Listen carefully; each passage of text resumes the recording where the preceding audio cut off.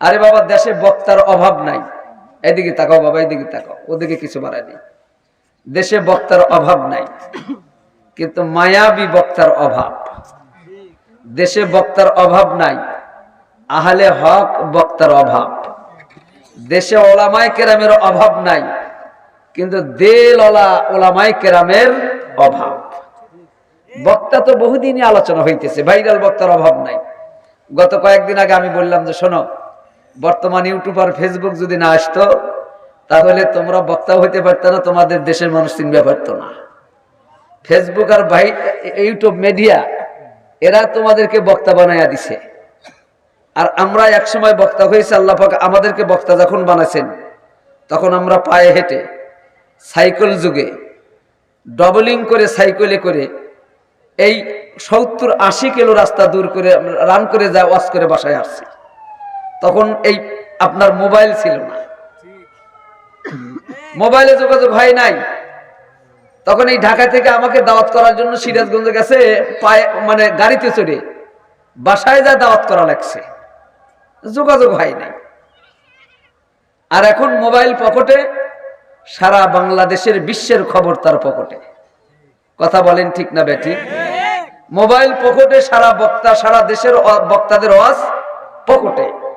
বক্তাদের ওয়াজ পকেটে ওঠার কারণে টেবিলে শ্রোতার ঘাটতি পড়ে গেছে। মাওলানা রুমি রহমাতুল্লাহি আলাইহি বলেন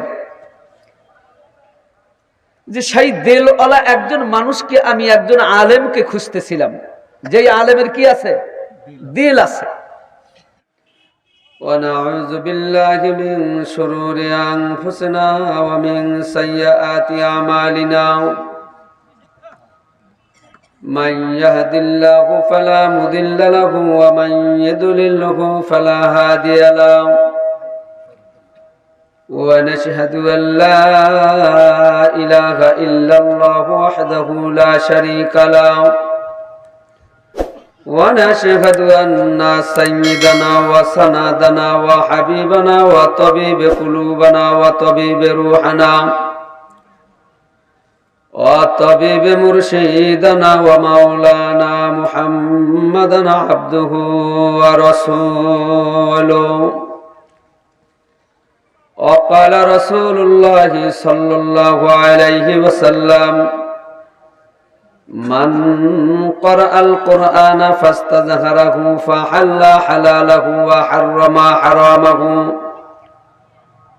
فادخله الله الجنة وشفعه في 10 من أهل بيته كلهم قد وجبت له النار. أعوذ بالله من الشيطان الرجيم. بسم الله الرحمن الرحيم. رب اشرح لي صدري ويسر لي أمري واحلل عقدة من لساني يفقه قولي واجعل لي وزيرا من أهلي हारून आखी मन मरीज इसके तो हम तू नदानी हाले माओ मन मरीज इसके तू हम तू नदानी हाले माओ जाने मन बरला बरसीदा तू नदानी हाले मा ला इलाहा इल्लल्लाह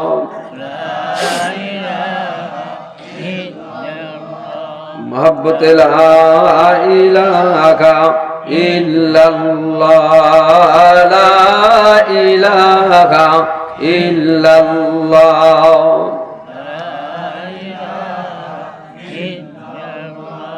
हर किरा मुकबिला आजाद खान हर किरा मुकबिला आजाद खान व अजीज खुर्रमा दिल शादमन्ना अल्लाह अल्लाह अल्लाह अल्लाह.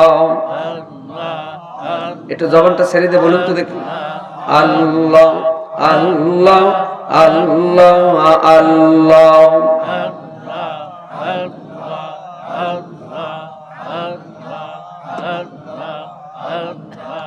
শেখাওয়াত কুনাদ হার কে উস্তাদেরা শিকাওয়াত কুনাদ হার কে উস্তাদেরা গ্রেফতারে বাসাদ বালাচারেরা আল্লাহ আল্লাহ আল্লাহ আল্লাহ